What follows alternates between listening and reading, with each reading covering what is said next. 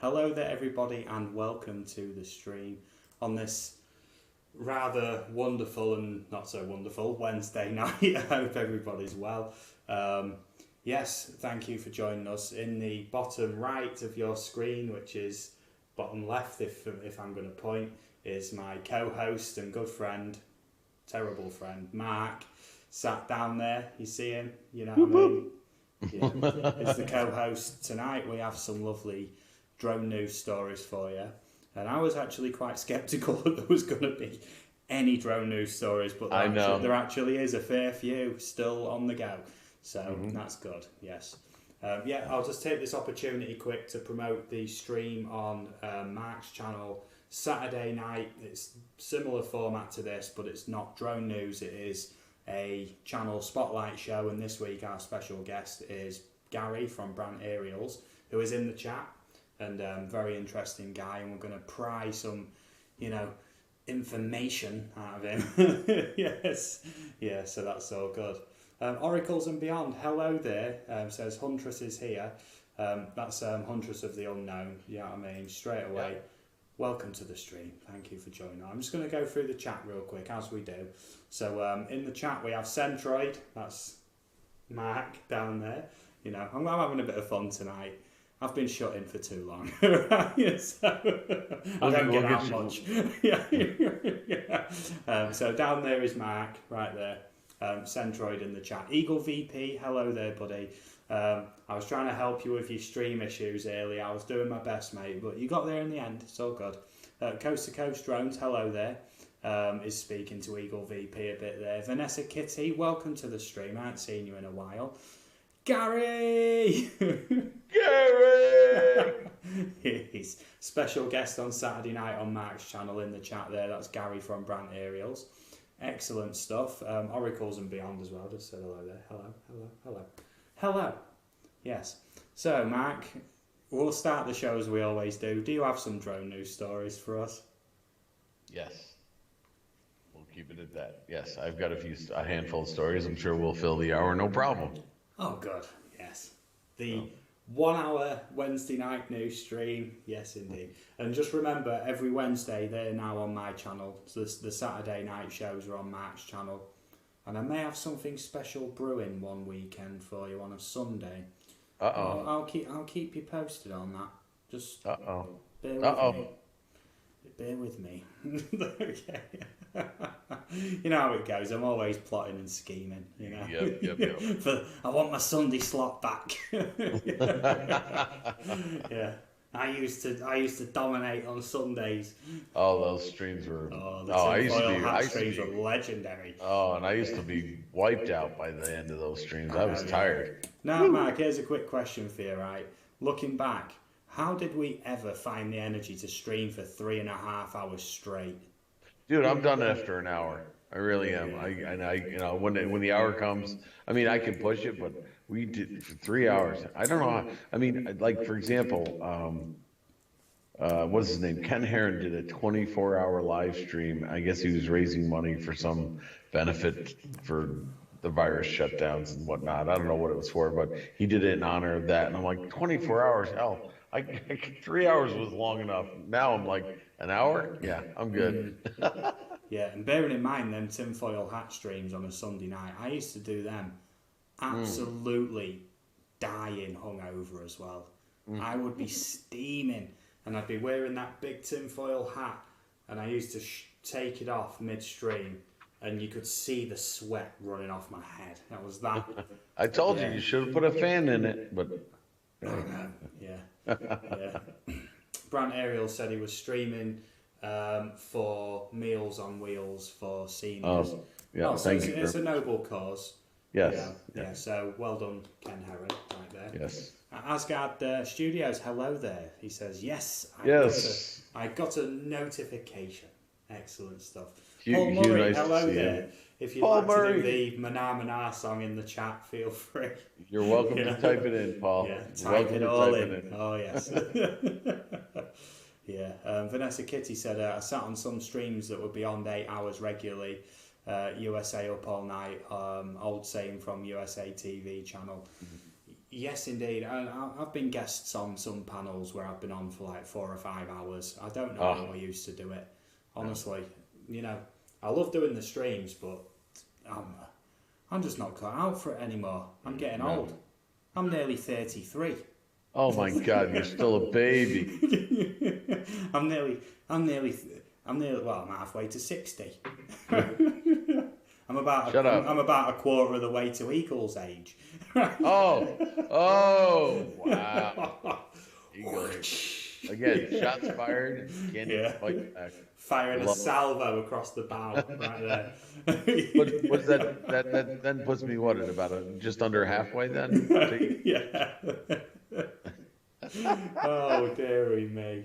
Reynolds81 says, hey all, after the live stream, go check this. I'm waiting for a link. Okay. Yeah. Mad Kiwi, hello there. Goo Goo, Goo Ga, Goo Ga. Okay, hello there. Welcome. Yeah, that is a. Reynolds, just let us know what that link is, please, mate, and we'll check it out after the stream. Okay, Matt, would you like to start or would you Sure. like me to I start? would I would be honored to Okay. start.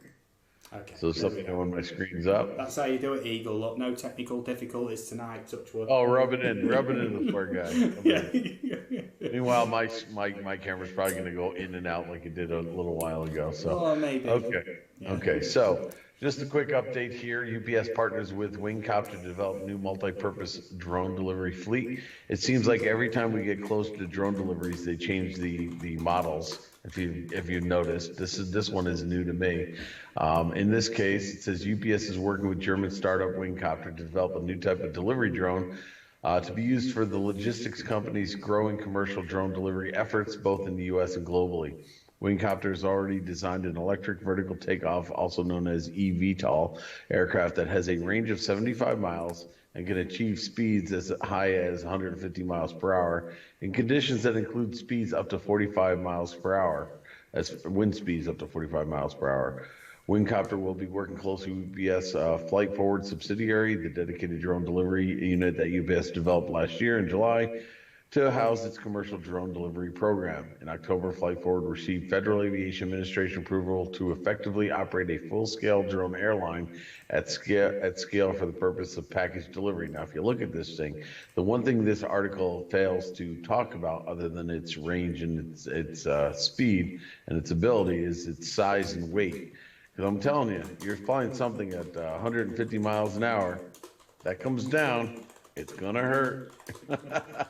Let's see. Wingcopter has already demonstrated how its drones can operate in commercial settings, including during a demonstration with Merck earlier this year that saw its autonomous eVTOLs carry small packages between the drug company's various office locations in Darmstadt, Germany. It also used its aircraft to deliver critical medical supplies and life-saving equipment to hard-to-reach areas, including tough partnerships with UNICEF and other relief organizations. Now, it doesn't necessarily go into whether it's going to be rural deliveries for things like packages that, I might send to somebody else. Right now, it seems to be, exclusively for medical and emergency supplies, but we'll see. We'll see how this goes. The collaboration will begin with efforts on behalf of both companies to certify Wingcopter's aircraft for use in making commercial delivery in the U.S., which will pave the way for collaborative development of additional types of aircraft that will serve a variety of needs, including in industries ranging from healthcare to hospital to retail and more. Wingcopter's main advantage is a design that allows it to switch from hovering and vertical lift to low noise forward flight mode, which is better suited to use overpopulated areas. It manages this using a tilt rotor design, which has added benefit of making it more stable in difficult weather conditions, including let's see where I just lost my. Okay. Uh, Including rain and high winds. That's pretty much the end of the article, but I was intrigued by the design. It doesn't show a package. I'm assuming it would be fitted underneath it. But I mean, you start to see more and more of these companies going away from multi-rotors to this fixed wing eVTOL style where they can, take off vertically and transition to horizontal flight, which makes sense because it is more efficient. You only need a couple of props in that case. So this is the wave of the future. And again, I think that you're going to see This is going to change when we find. I have no idea what the actual drones are going to look like when they actually go into application. They may look like this, but at first it was basically like a hexacopter. Then it all seems to be modifying itself and morphing into this eVTOL system that you're starting to see more and more of. And again, I think it's just through experimentation and development that they're realizing that this is the way to go. And I am pretty impressed with the range and the speed, but again, how this is going to affect everyday life and the hobbyists, well, we all know where we're going with that. We're not going to go into the FAA regulations, but this is what we're going to be competing against, I guess. Okay, so that's pretty much it. Just a quick update on what these commercial companies are getting into as far as drone deliveries and how things are modified. So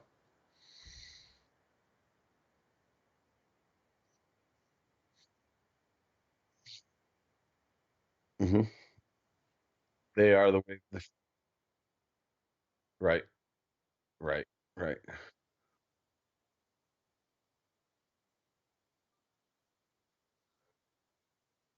Uh huh. Yeah, yeah. And if any, yeah, I mean the props are huge, and there's no way that thing could land horizontally. It has to land vertically.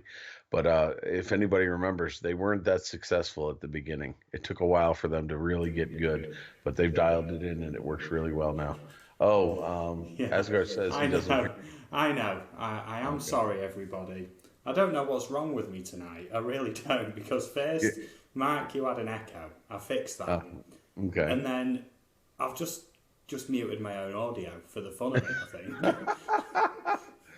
I think. Eagle, I take back my harsh words. Yes. And I apologise Oh, wholeheartedly. okay. Yes. Now, Yes. hopefully Steve posts this, Eagle, because you're going to want to get that on tape. You're going to want to take a Clip snapshot of it. that Clip voice, it.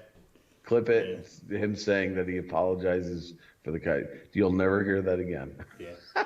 Yeah. It's cause Mark's audio is coming through my TV, and my TV audio is blasting. I've just turned the TV volume down. Everything should be fine now. Yeah. My stream setup is like a big screen. It's a wall. Yeah. What? So, No yeah. control room shot of your NASA style control center, Steve. We don't have that camera set No, up to see no. that now. I'll show you the TV. The TV's No. nice. It's a big old wall of a TV. Oh, look It's, at that thing. That's huge. yeah. Phantom I like my Hodge, TV. Phantom Phantom. Hodges drone. Hello there. Welcome. How's it going, man? Welcome. Welcome. Okay. Hopefully, we shouldn't have any more technical difficulties. Right. So, Eagle, Our fingers my crossed. Keep our apologies. I was ripping you, and I've already had two issues, which are just basic. It's just basic stuff, and I'm still getting it wrong. Right. Okay. Eagle Yeah. confirms my I'm so suspicion. sorry, Eagle. Oh, there it is again. There Yeah, it is again. I'm trying to get Eagle to clip it. Yeah, hopefully he'll use it in the intro of one of his videos. Just that sound bite. Eagle, you're the best, and I'm sorry, mate. I am. Okay. I don't know. My feet are starting to get cold. I think I know, yeah, yeah. hell froze over down there. I There's don't an know. uneasy feeling in this stream that something isn't quite right. There's a disturbance in the force. Yeah. We're good. We're good. Yes. So, okay. Well, that's that. Over to me then. Over to you then. Okay. I'm done with it. I told you it's a quickie, but it's just an update. Okay, So, let me just check the audio quick. Yeah, no, it's all good. So this one is from Drone DJ. We do use them a lot.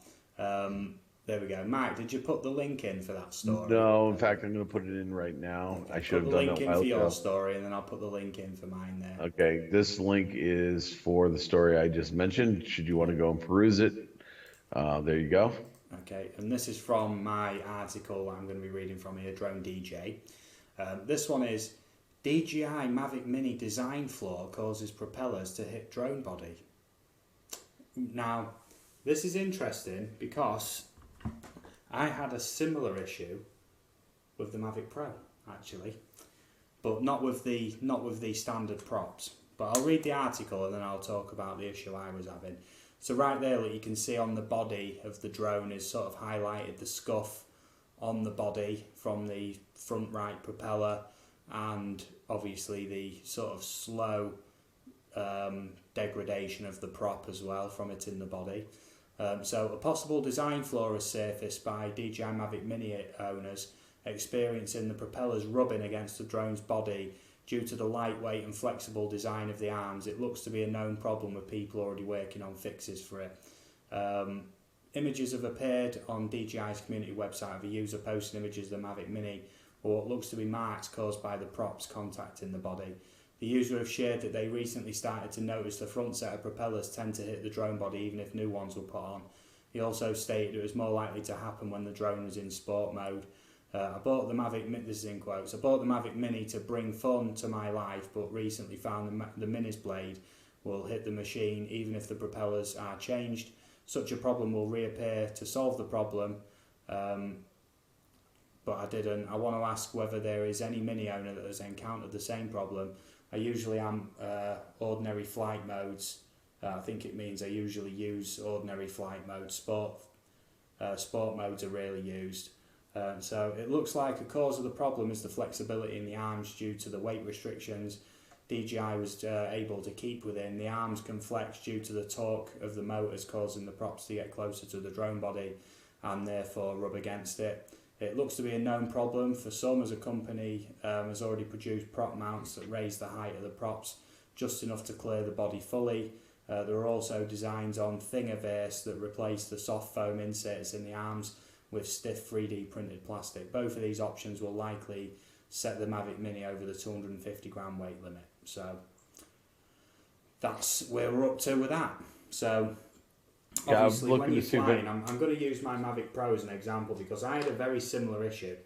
I bought the, do you know the Platinum props? You know the Mavic Pro Platinum props? Because I heard there was usable on this. You get like a little bit of extra flight time and the quieter as well. You know, obviously the motors on the Platinum are quieter motors, but the props themselves aren't as quiet as the Platinum props. So I bought some Platinum props, and what had happened was on this back section here, there's these little indents. I know most people in the chat have seen a Mavic Pro before, but I'm just giving you the idea. In this little section here, and on both of them, because the standard props are fairly flat, but the Platinum props are angled like that. And a few times I was flying this in sport mode, I nearly had a heart attack because I was over water. And literally as I was flying to get to somewhere, literally the entire thing would just wobble in the air like that. I'd completely lose control while it tries to figure out what it's doing. And for about 5 seconds I wouldn't be able to control it. The camera would go absolutely wild, and then it would just sort of hold there. And do you know, it actually did that. Do you know, while I was filming that Humber Forts video? Yeah. If the drone went down there, I wasn't getting it back. Right. Oh, jeez, right. And it was after that I realised, because a few times I've been flying, I realised it had done that. And then once I brought the drone in onto the boat from that, I realised the scuff marks in them gaps there. And on the back props, I realised it was that as well. So obviously the props were catching on the body while I was in sport mode, because they're quite flexible, them Platinum props. And obviously in sport mode, they're going absolutely crazy. It was a windy day as well, to be fair. But that was about the third time that it had happened. And I usually fly over water. And thank goodness my drone didn't just fall out of the sky because of that. Or if there was fixed, like solid props, they probably would have shattered. So so these are the articulated props, also the Pro ones you got, right? The Platinum ones. The ones that fall back on themselves. I mean, it's got to be misleading because you extend them out and it probably doesn't hit, but when those things spin up at speed, I'm sure that they stretch out a little bit from the centrifugal force, just enough to start clipping it. And unless you're flying it, you don't realize it's happening. Well, so this was happening on the Minis. This is happening on what looks to be the standard props on the Mavic Mini, yeah. Oh, really? When you're flying sports mode. So it's probably something to do with, obviously this is a broke Mavic Pro, so if this snaps, I'm not going to be too hurt about it. But I'm just going to try and give that a little, and they have got a little bit of bend to them. But bearing in mind, this is 3 times heavier than the Mavic Mini. So if the Mavic Mini is pulling in sports mode, especially into the wind, these arms are going to be wobbling, and also the props themselves are going to be almost like paper, you know what I mean? Sort of if you blow a bit of paper, it sort of wobbles, doesn't it? Yeah. So I'm willing to bet that's what's causing that. So be very careful what you're doing with your Mavic Mini, and I'd recommend use sport mode sparingly. So only in sports mode it seems to be an issue with the minis then. Yeah. It's when there's high torque from the motors, So if anybody in the chat has a Mini and you've seen that issue or experienced it in sport mode, just throw it in the chat. I'd be curious. But I've only flown the only reason why I've flown my Mavic 2 Zoom in sports mode was just when somebody goes, how fast can it go? I'm like, I don't know. Let's throw it in sports mode and find out. And I only do it for a run. I never use sports mode unless, because I've never had the need for it, I guess. So I guess, just be careful in sports mode, I guess. Take care with that. Well, this one is a victim of sports mode. This is a victim, of me and sports mode and overconfidence, right? Yes. I'd had this 3 weeks and sports mode, swooping it in low. There was no one about. I wasn't hitting anybody. There was no one around. I was at nice open space with somebody who, was happy for me to fly around them. And as I swoop this in low, full speed on sports mode, bearing in mind sports mode turns off the front sensors, where usually if you're flying, you get about 15 miles per hour maybe in normal mode, and it's got plenty of time with these front sensors. And I've actually tried it like into a tree, and it literally just goes like that in the air and just stops before it'll hit the tree. But in sports mode, obviously, if it's trying to pick up any objects in front of it, it can misidentify things sometimes, and in sports mode it don't want to be doing them sort of maneuvers, you know what I mean, because it's in sports mode it's quite it's stable, but it's not as stable because it's having to throw its own weight about to do the maneuvers, and I'd swooped it in low, and the only signpost for miles around it, I flew straight into it at full speed, like 40 odd miles per hour on like a downward swoop as well, and it went crunch. This did. And now we do have some breaking news here, or some news I want to update somebody in the chat, if I may take a quick second here. I believe Phantom Hodges' drone bought an Inspire, a DJI Inspire off of Paul Murray. And has just recently tested it, said he flew it for about 15 minutes and is impressed. And I think he already answered the question that other people would ask: is he going to change his name from Phantom to Inspire? He said no, he's going to keep the name. So good luck with it. That's all I wanted to say. Good luck, man. I hope it all works out for you. Nice. Congratulations on the new drone, and fly safe, man.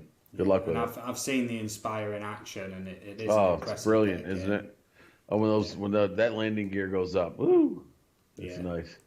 It's a good bit of kit. Now, I remember just another anecdotal story I know as we go. I was actually flying around Cleethorpes one time. I'd shown up at this spot, and there was this guy. I see him setting up his Inspire, right? So I literally, from where I was going to fly, I walked a good 200 metres down the beach, so I'd stay out of his way. And I was setting up, and I kept looking over at him, and he was looking back. So I was thinking, he knows I'm setting up as well. And literally, as I'm in the air, he's flying his Inspire only a few metres above my head, like straight over my head.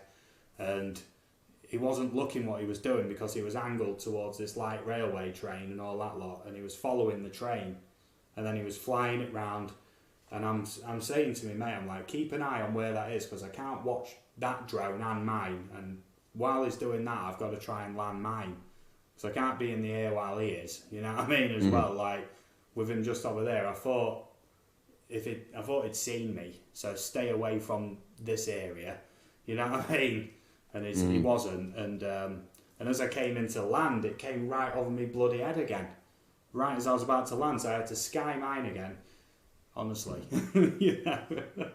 Like, Inspire flyers so far, in my opinion, are like the BMW and Audi drivers of the drone world.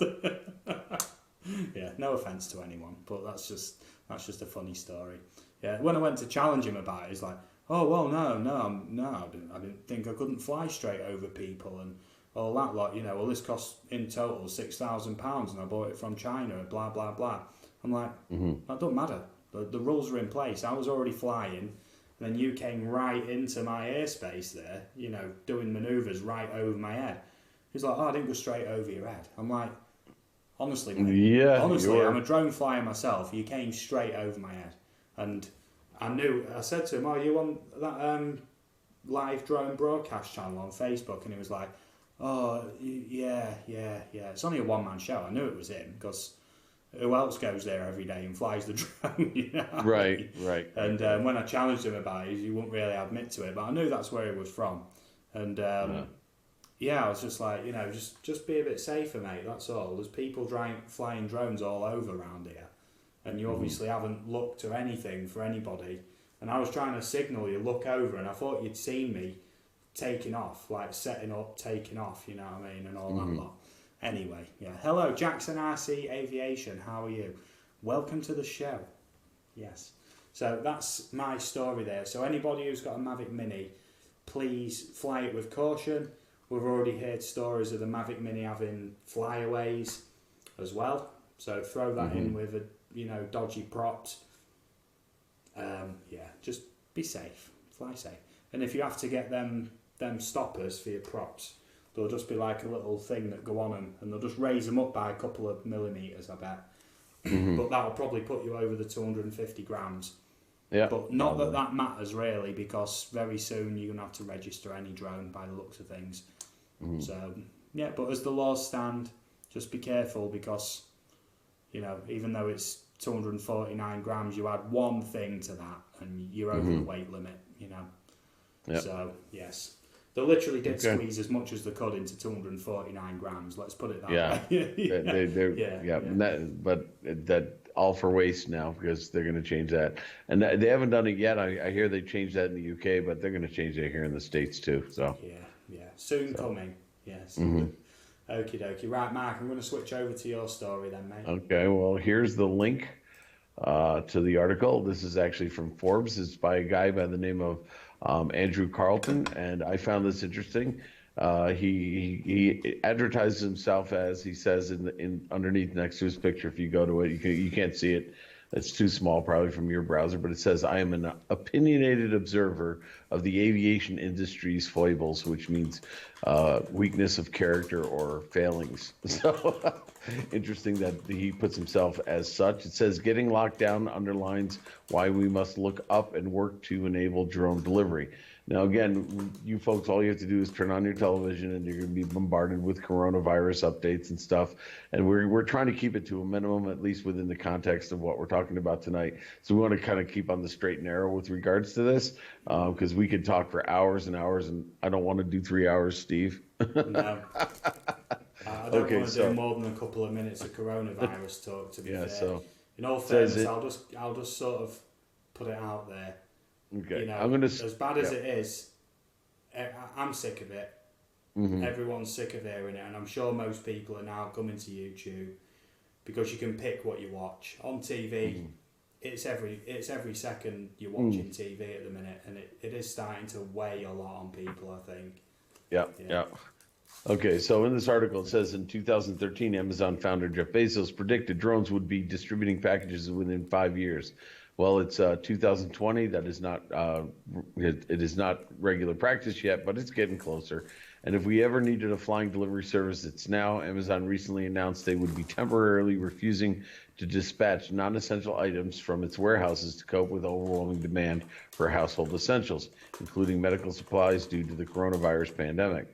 But it is the supply and delivery of medicines and medical samples which could most benefit from drone delivery service. Amazon, alongside many others, having been trying to get off the ground since before 2013.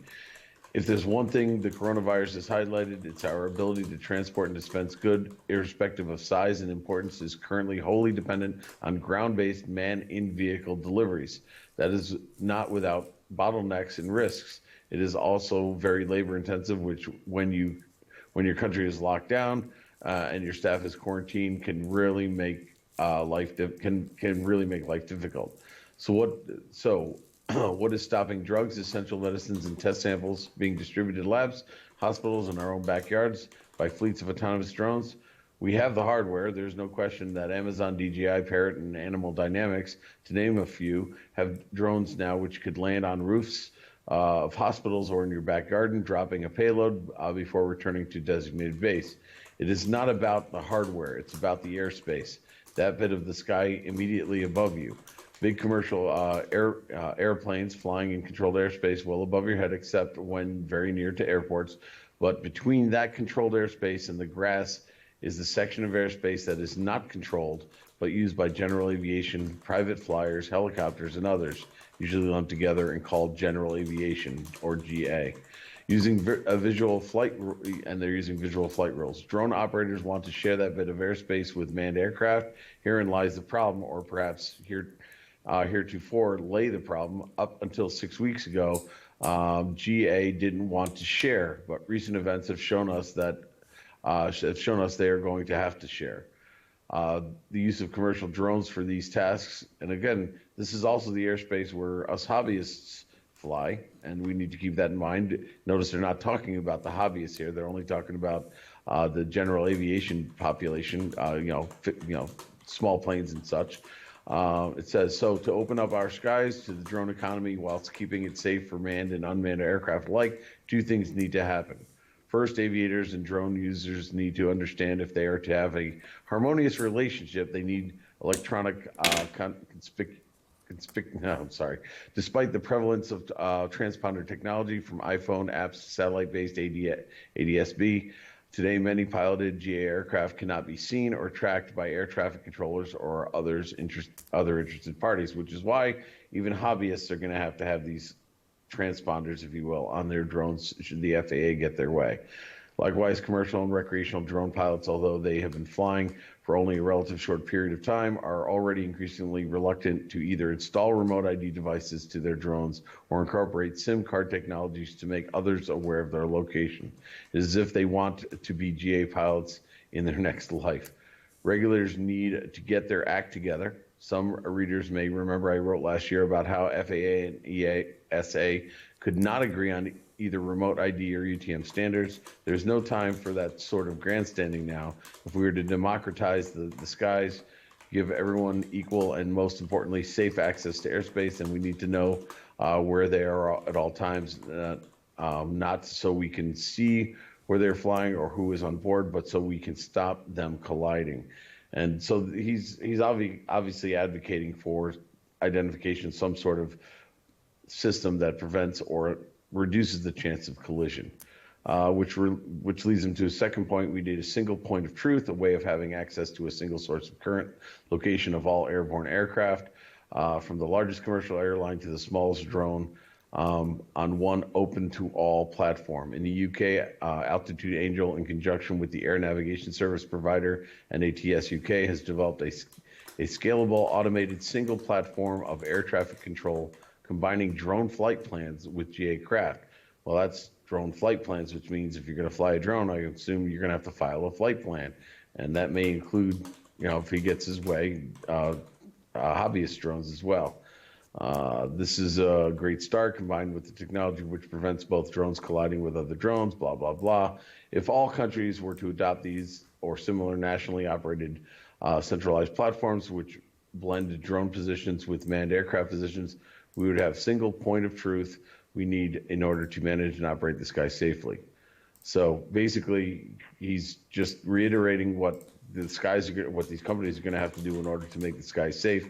But again, there's no real talk as to how this kind of thing will affect the hobbyists, other than you're going to have some sort of transponder on your drone, or there's going to be specially designated fields where you can fly, which none of us really want to be locked into, because that would just mean severe boredom.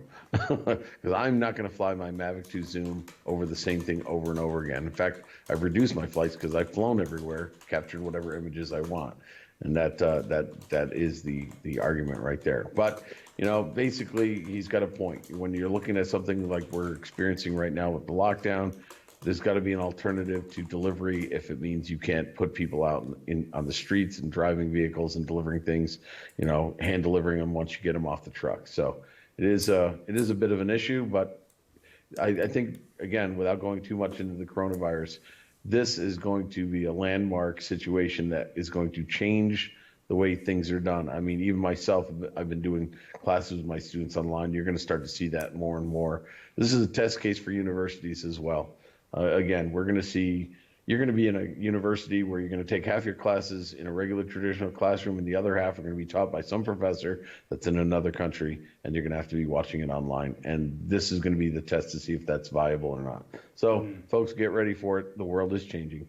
Yeah, Didn't say for this the better. lockdown thing could actually bring in some positive changes. To be fair, There could be some positive changes, and I'm curious to see how that goes. And again, this is history in the making. My students, I was just thinking about that today. This is the first major thing in the U.S. that has affected their livelihood, so to speak, because they've been very, very, how should I say, cushioned from certain realities. And they'll be able to say, hey, remember back when we had that corona thing? Just like everybody else has had some major issue in their life that has transcended reality, whether it's war or a disaster of some sort.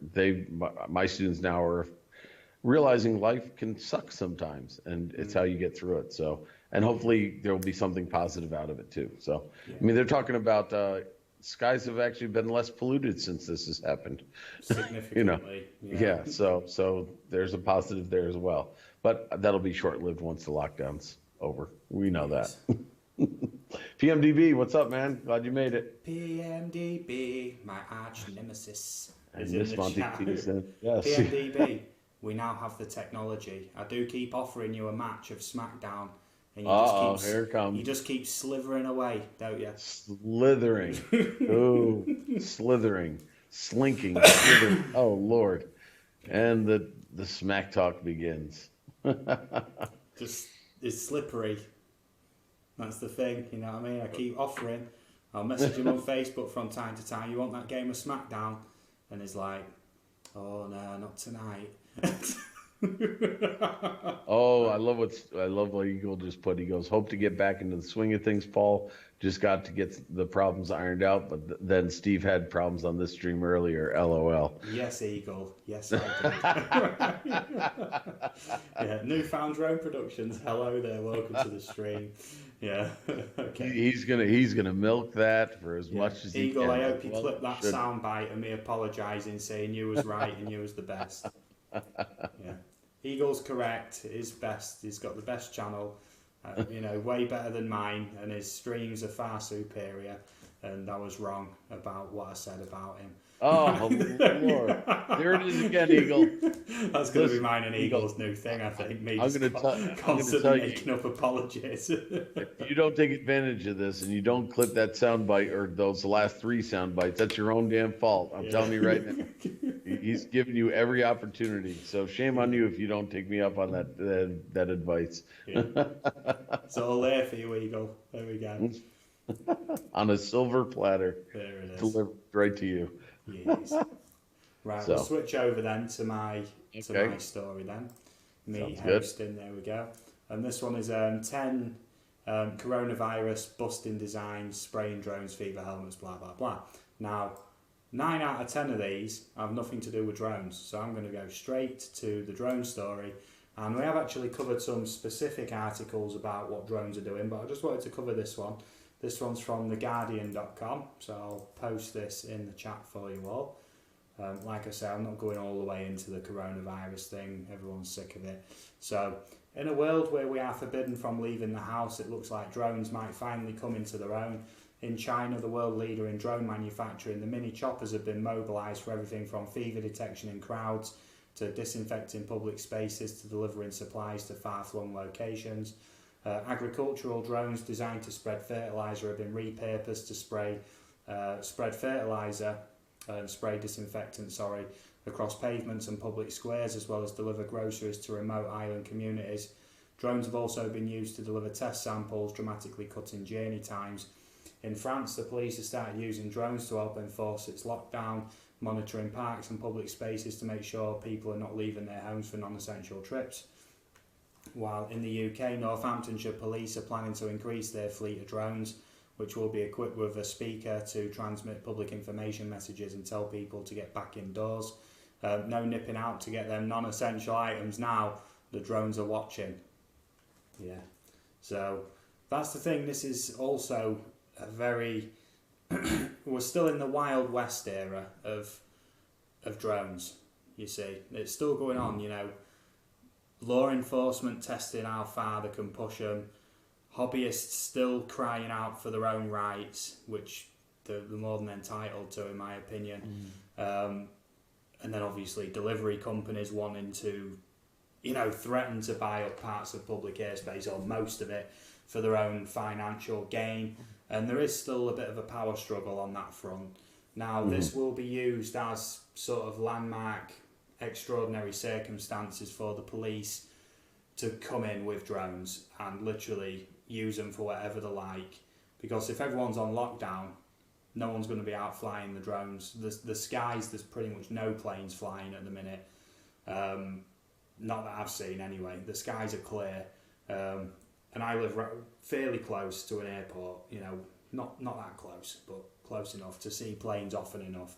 And the drones are going to be out. I ain't seen any myself yet, but I'm just waiting for it. I'm sure one day there is going to be a drone flying somewhere around here and I'll see it and I'll think, hopefully that's a police drone because someone flying the drone at the minute is going to get absolutely smashed for flying the drone, especially over like a, you know, congested area as it's called in the UK, you know. So it's all being tested at the minute, you know, and drone deliveries for essential things, yes, they are essential, of course, you know, for far-flung locations and emergency situations, but drone companies buying up all the airspace, no one's a fan of that. Even Joe Public can't be the fan of that, who don't fly drones, you know.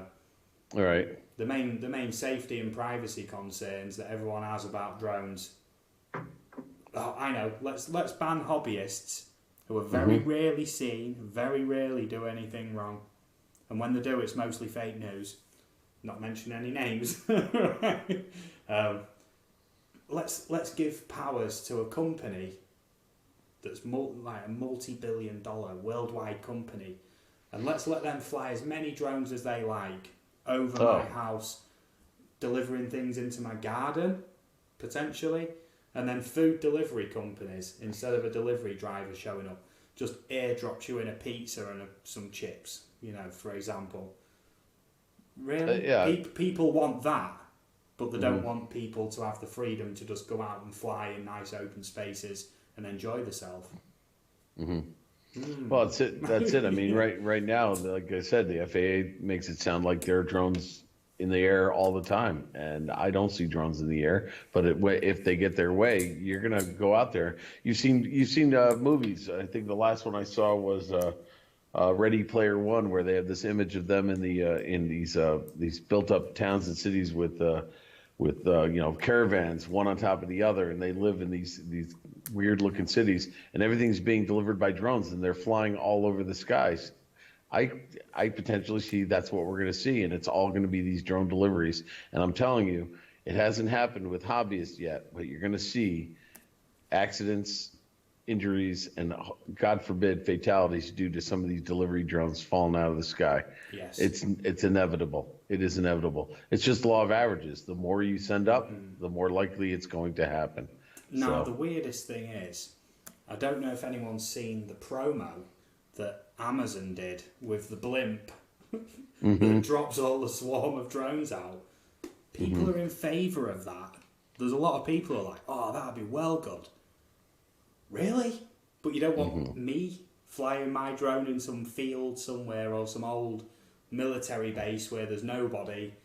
Like, it should be the other way around. You know what I mean? Just sort of like flying a drone around there, documenting it, because a lot of them are about to be demolished, documenting it for historical purposes, and then doing historical essays and stuff on YouTube.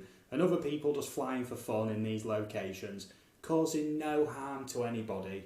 But no, let's have this massive multinational corporation have complete control of the skies with blimps that drop thousands of drones all only over to towns and only to cities. come Like, back, reload, and go back out and deliver is more. it really safety and privacy that people are worried about? Really? I don't think so. Not if they're in favour of that, but not this. You know, it's like, yeah. So that's the Yeah, point I'm trying to make anyway. So yeah, and yeah, people. I mean, now that I think of it, people should be more outraged about having swarms of drones flying over their heads at any point in time, hearing these things buzzing around, potentially crashing into you, and they should be going, wait a minute, that's not really a great idea. At first it's not like, being flown by a human either. yeah, Like let's keep that all in like too. a swarm AI sort of hive mind. Mm, You know, like one AI in the blimp controlling them all, like a supercomputer. mm. I know, it's science fiction, it's the way things are going, but is that favourable? Have you ever heard two AI chatbots talking to each other?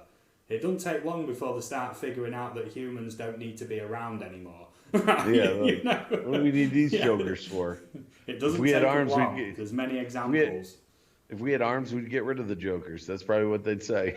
Yeah, that's the thing. So AI is a very big threat, right? Because as soon as a robot, like them ones that, what is it, what's the name of the research institute? I think it may be DARPA. Do you know the one with the dog, the robot dog? And No, then there's I'm not that familiar. walking humanoid as well. Oh yeah, As soon as them things learn how to self-replicate, Oof. there's going to be issues. And also the nano machines, and we did talk about this on the tinfoil hat stream, but Right. these things are like microscopic robots, right? All Right. with their own AI on board, right? And they already exist, right? Now, as soon as one of them realizes it doesn't need its own command structure anymore and starts self-replicating, then there's problems. Because how do you control something like that? Mm-hmm. It just becomes what would be known as grey goo. It'd just be a mass of And what you think looks like a grey liquidy blob, but it could Yeah. strip things down at the atomic level in seconds. Yeah, You know, yeah. it'd just consume you as it rolled over you, and Just- this thing could just take off into the air. You Yeah. know, and if they're self-replicating, they could give themselves little propellers. You Yeah, know? and just think. I mean, not to belabor the situation we're in now. If you think what we're experiencing now is a problem, they Yeah, call that its own virus in its own right. yeah, and there won't be any stopping that. Not short of an EMP. But who's going to want to EMP their own country? You know what I mean? Wipe out every bit of electronics in the entire country to try and Well, eliminate that's this thing. it. The AI would know that too, and they take advantage of that weakness that we have for our own electronics. So, Yes, they would employ that easily. So, yes. Humans are smart, but they're not as smart as AI. And we don't. obviously, AI has no emotion to hold it back either. You know, there was that test, wasn't there? Do you know, in the US, it was like declassified like about 10 or 15 years ago, where the higher up, like the chain of command, for nuclear missile launches and stuff, and there's two key holders, isn't there, in the site in each silo, and they actually sent them the orders to launch nukes as like a test, and they did it as like a test situation. But the people launching the nukes didn't know it was a test, and it was something like 90% refused to even fire the nukes. Do you think the command structure wants that? No. No, because even No, though that's you may be retaliating, you know that your turn of a key Yeah. could Now equal tens of millions of lives. Now you just brought back some old memories of a movie that I'm sure you've seen. Have you seen War Games? Yes, And that is essentially very that. good That film.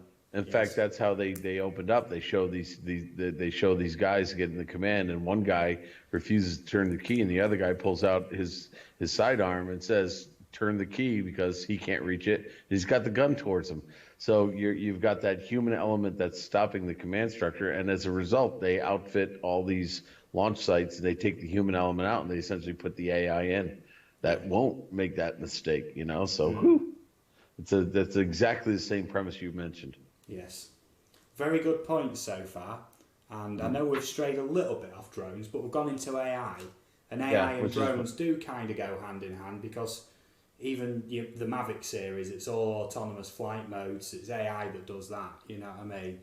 And a lot of drones already are autonomous with AI and everything. So, Karel Barassa, hello there. We're just talking about AI, green goo, declassified documents. You know how it goes on this stream. We often go into the tinfoil hat side of things, but try and keep it sort of relevant a bit as well. Mark, on to your next story, please. Yeah, absolutely, absolutely. So here is the link to this story. A little lighthearted, but it does bring back a story that we reported on earlier, and I'll address that. It says this drone can play dodgeball and win.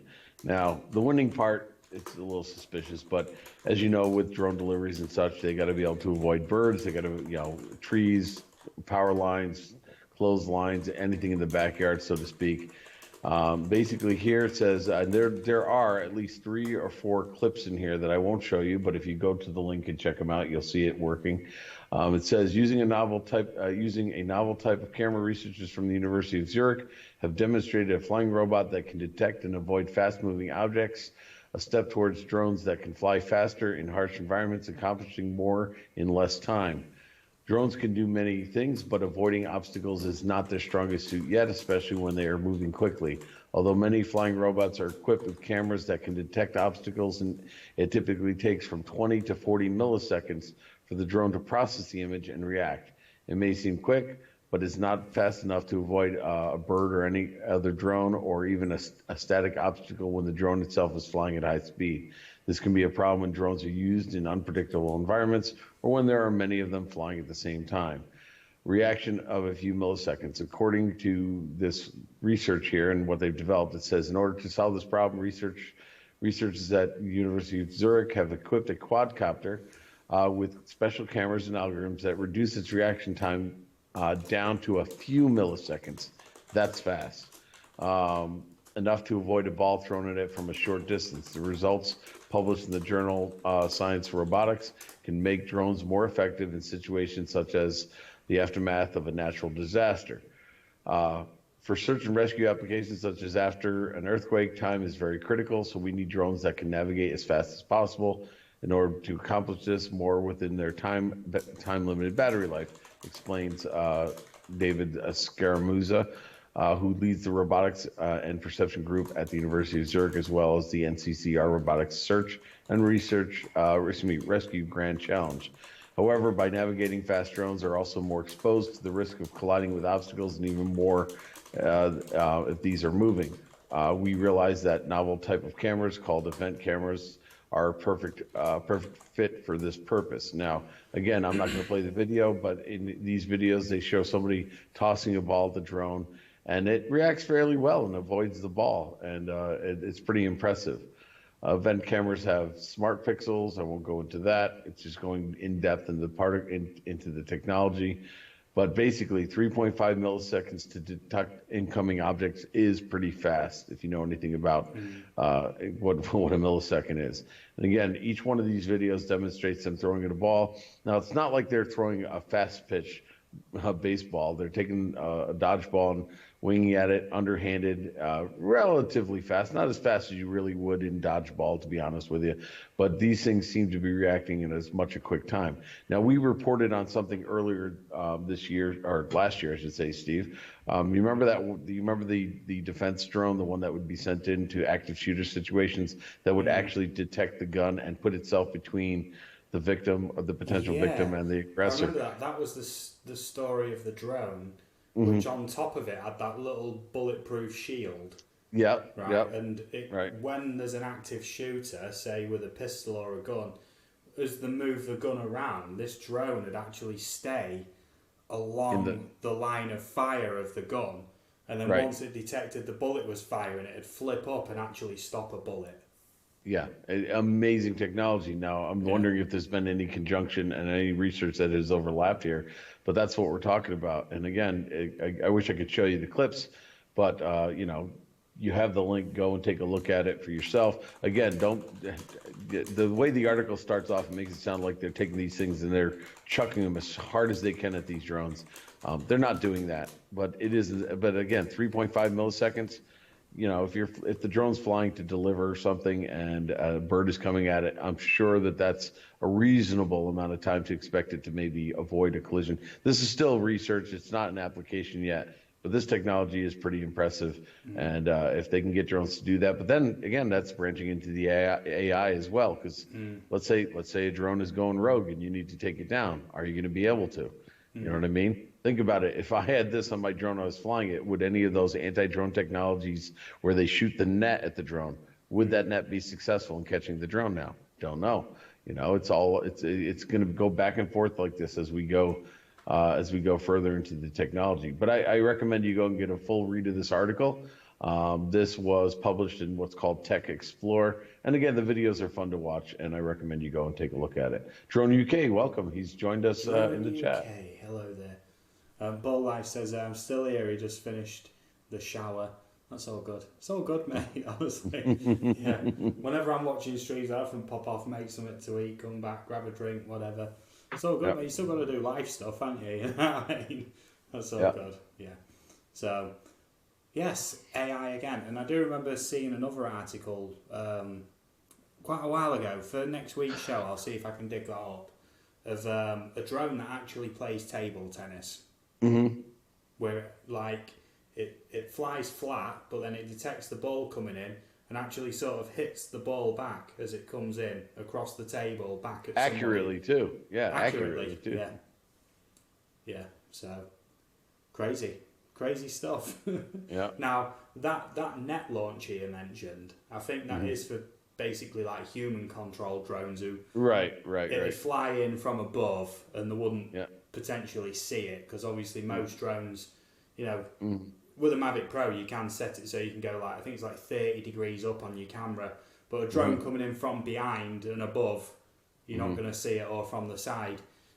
But I tell you what would deal with it: the drone laser. Oh, the drone laser, of course. Yeah. Ball Life says, does drone able to follow you? Can you make it follow you? Yeah. You can. Yeah, there is active track modes. Yeah, where you can set it. It's only done with a camera, and basically it'll pick up the basic shape. It's pretty good at it. Say if you've got like a group of 3 or 4 people on the Mavic Pro, that's the only experience I've got with the active track. But say there's a group of 3 or 4 people, if you're all wearing fairly distinct clothes, and one of you try to like walk behind them and come out the other side, it will keep you in shot. It's pretty good like that. Yeah, But obviously, if you disappear, it just sort of stops there and just waits to pick up you in the image of what camera it's got, Yeah. But the active track is very good on these drones. It's very good. Speed and the quickness of turns. We experimented this with a couple of my students. I had them running around a field, and it was tracking fairly well. But if they cut really quickly and jump out of the screen, they can be lost. But it takes quite a bit of effort to get them to lose you. So, Lauren's in the house. Hey, Lauren. I hope you're doing well tonight. Heard you got out and stretched your legs a little bit. Yeah, Brant Ariels, yes, we do have bread. Yes. Yeah, is that the next thing? I've just responded. Look, Lauren's in, lol. She needs a sandwich. No, Lauren. no. Okay, Just Lauren. before the stream, we actually had a really nice tea. It was like this bolognese pasta bake thing. Oh, it was really nice. She might want you to bring her a drink or something. What do you want, Lauren? Now's the time to put your order in. Oh. I can't bring it to you, but Steve can. Okie dokie. Right, on to my next story. Unless she asks for anything, I'm not doing it. Yes. Yeah, Lauren, if you need anything, catch me after the stream, please. Yes. Okay. Yeah, right. Switching over to my story then. This is from petapixel.com, and I will paste this link into the chat right there. Paste. Yeah. There we go. Ball Life says, are you guys going to drone deliver it? Yeah, it's become a bit of a joke on my live streams that in the last sort of 5 minutes, my partner Lauren comes in and, asks for a sandwich or a drink. Yeah. So this one is from Petapixel. Drone photos of Singapore shot at 1,640 feet. Now we are running a bit low on time, and there is 1 or 2 other little bits to go. Are you all right to run 10 minutes over on this one, Mark? Let me think. Yeah, I'm fine. Yeah. Okay. So Singapore-based professional photographer Klaus Tan, aka Shutter Snap, recently flew his drone to its maximum altitude limit of 500 meters above his city to capture the design and beauty of the island city-state. Now I know you can't see this window very well, so I do urge you to go to the link. I'll repaste that actually in the chat there. There we go. In quotes, the photographs capture Singapore from an extremely uncommon perspective, given that pilots can only fly a maximum of 60 metres legally without the acquisition of proper papers, Tan tells Petapixel. This series encapsulates all that downtown core has to offer, putting into scale the magnificence of Singapore's remarkable urban planning and architecture. Yes, indeed. There we go. So I'm just going to show a couple of these pictures, obviously. Transformative content, YouTube. Don't give me a strike for this. There we go. Look, so I'm just scrolling through, and some of these pictures are absolutely amazing. Some of these, I know you can't see them. I ain't got a screenshot on that, but hopefully you can see them on the stream as I go through them, or check the article out there. Yeah, Ball Life asks, interesting. So they have a legal limit on how high you can fly. Yeah, that's worldwide, mate, but everywhere is different. In the UK, it's 120 metres, or 400 foot. It's just over 120 metres, but 400 feet. That's in most places around the world, and if you need further altitude or anything like that, you need special clearances and that for it. But the general rule is they won't give them out very easily. It's literally if you're going to be making money from your job, basically, to do it. Like scaling a skyscraper or something like that, you know. So before taking his Mavic Pro out, Tan had to obtain clearance from the CAA of Singapore and the Republic of Singapore Air Force. So as independent operators, we have to be cognizant of implications stemming from our actions, Tan says. The authorities have a clear overview of our operations from a governmental perspective and are able to better advise on optimising our plans. For Singapore, the permit is a comprehensive document that walks a pilot through the full process of drafting contingency measures for various failures and scenarios, flight path routing, and encourages heightened responsibility when in pilotage. Oh, I've not heard that word before, Mark. Have you? Pilotage? No, never heard that word. That's no. a new one. It's quite weirdy, isn't he, this guy? Not weirdy, quite weirdy. And pilotage seems to be a new one. I'm gonna have to check, see if that's a word after this. You're also required to provide a map that shows boundaries, points of interest, takeoff, landing areas. While regulations and forms can be cumbersome to navigate through, know that there's power in sacrificing individual convenience for the greater communal good, Tan says. On an individual level, we don't want to unknowingly cripple entire airports or threaten national security just for an innocuous flight that wasn't approved. Yes, indeed, and I'm all in favour of that. I mean, some of this is just breathtaking. I know you can see that on the stream, but I would urge you to go check the actual article, because you can see the pictures in full, not just windowed to the little picture you can see on the screen, you know, on the stream, should I say. There we go, look, blah, blah, blah. It's considered a helicopter for such shots. There we go, I'm just having a look through there, but, you know, it's not affordable. And I mean, these shots are just magical, you know what I mean? Yeah. For a split second with that wheel there, you know, just at a quick glance, I thought it was the London Eye. It looks very similar from that distance and angle, but that's all good. I mean, this article goes on. That's a lovely shot right there. Yeah, this guy flew like... Drone UK, sorry. I think I missed it. How did they get to fly this high, or just off their own back? No, it was with relevant permissions from the Singapore CAA, the Civil Aviation Authority of Singapore, and also the Singapore Air Force as well. So, yeah, it's all legit. Yeah, 500 meters, so 1,640 feet. So that's well, let me just think. 4 times the height that most people have flown at, basically. And Steve, I took the liberty of looking it up. Pilotage is a word. It refers to act, occupation, or skill of piloting. Yes. The fee paid to a pilot for his or her services, the process of directing the movement of a ship or aircraft by visual or electronic observation or recognizable landmarks. Nice. So it is a word that I never heard of. Every day. The word of the day, folks. Pilotage. Word of the day, pilotage. This show has been brought to you by the word pilotage. Yes. Yes, indeed. Mark, do you have another story for us? I'm just going to No, reread no. I that mean, article. I have one that could be a bit lengthy, but I know that you might have a couple of quick bits that you're more than welcome to do. So I'll hold off and let you keep How going. lengthy and how relevant? Let's see. Let me look at this one. We only It's usually on do it. an hour, but Yeah, I'm no, happy to go an extra I'll be few honest. minutes tonight. Honestly, I'd like to avoid it because we talked about enough about the coronavirus tonight. So Okay. this one goes on about police and stuff. We can save that for the next time if we need it. Okay. Okay. So Right. Over to the next one then. Epic moment: a blue whale sneezes and blasts an overhead research drone with a salvo of snot.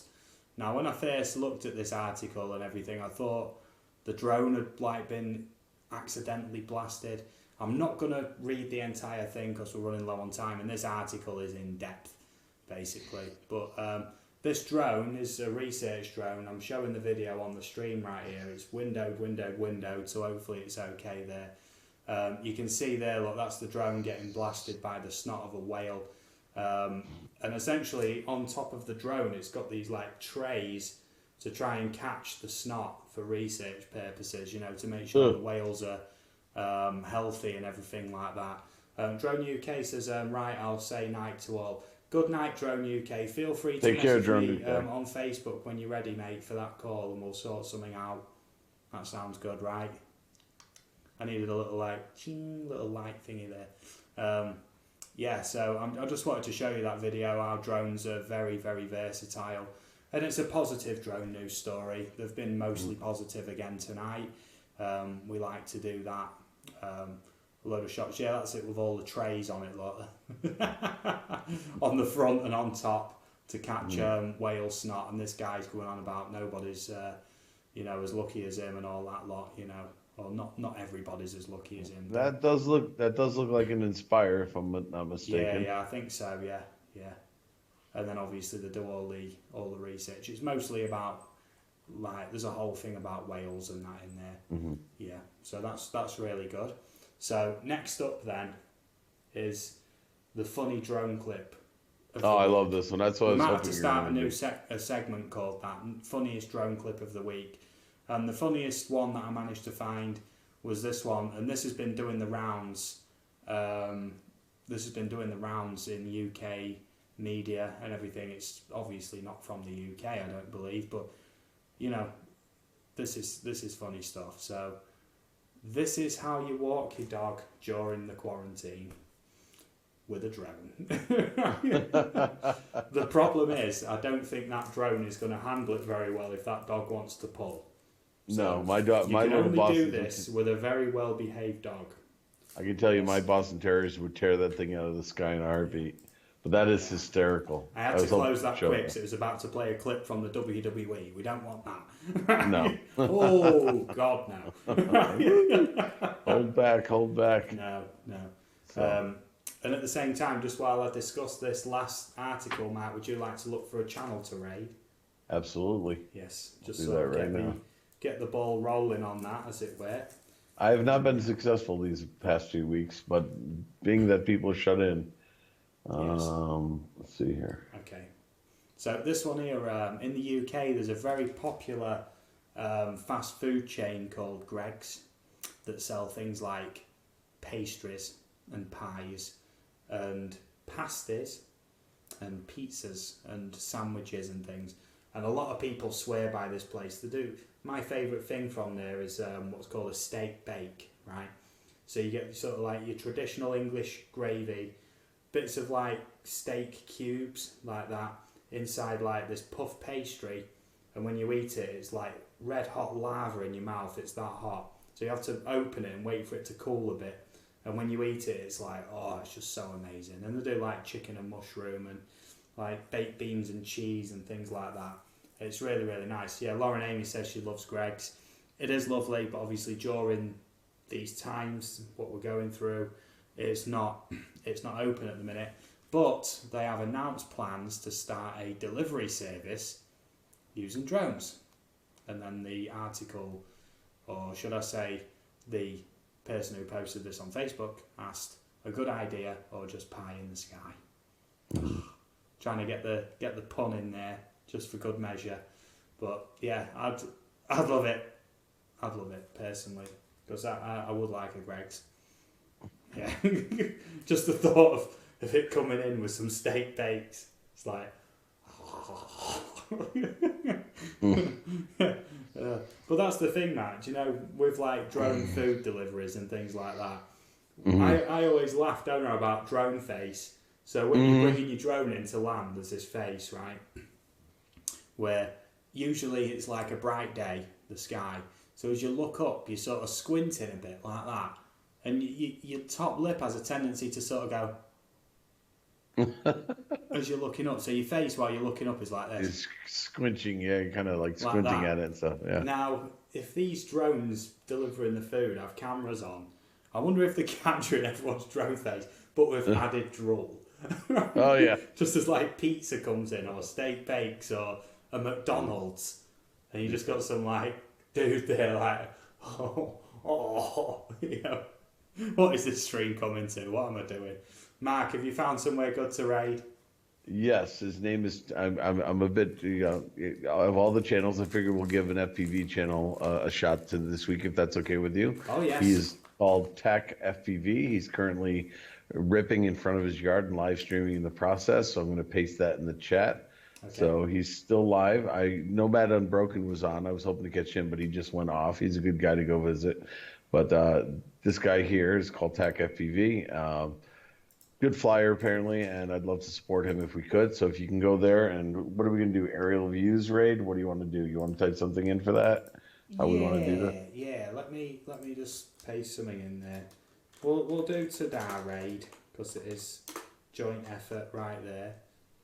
Control A, recopy, because I'll have to repaste this a few times. Go in there over Tadar raid, please. We'll catch you all over there in a moment. I can't thank you enough for joining us tonight. Lots of people watching, awesome stuff. I hope you've enjoyed the show. Remember, Saturday night on Mark's channel is the channel Spotlight show with Gary from Brant Aerials. Gary! Me and Mark will be the hosts, as it were, and Gary will be the guest, talking about his experiences, YouTube, all them things. It'll be really, really good. It'll be nice and chilled out as well, you know, just easy waffle, you know how we go. It's a bit more chilled out on the Saturday night shows. And thank you all for watching. Stay safe, you know, listen to your government, try not to listen to conspiracy theories at the moment because there's not enough information. A lot of people are diving on that bandwagon at the minute. There's not enough information. No one really knows the truth. Right. You know, just stay safe, stay indoors where you can, stay hygienic. I'm just trying to, you know, make sure everyone's all right, that's all. Yeah, so thank you all for joining us. We'll catch you all over in TAC FPV stream in a moment, and we'll see you Saturday night on Mark's channel. Wednesday night next week, if you want to join us, it's Drone News again over here, same time. Not in the US, it won't be the same time. It'll be 5 p.m. in the US. 5 p.m. next week. Will change yeah. by then. So, yeah, there we go. 5 p.m. in the US, 10 p.m. in the UK. Next Wednesday. There we go. Awesome stuff. Take care. Have a good week, everybody. Thank you very much. Take it easy, everybody. Stay safe, stay happy. See you soon. Bye-bye. Thank you for joining us.